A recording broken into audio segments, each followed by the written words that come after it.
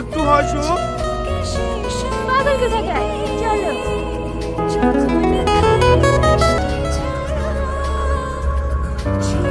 High miss you too. কি গো, এত রাতে কার সাথে কথা বলছো? এই দেখো, সকালবেলা তো টনি আমাকে একটা গিফট করলো না, পুতুলটা কত সুন্দর লাগছে বলো দিনি।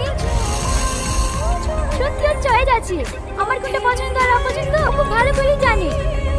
আই মিস ইউ সোনা, আমিও তোমাকে খুব মিস করছি। পুতুল এত পছন্দ?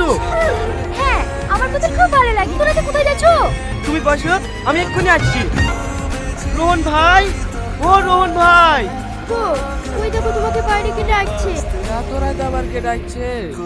রোহন ভাই। আসছে।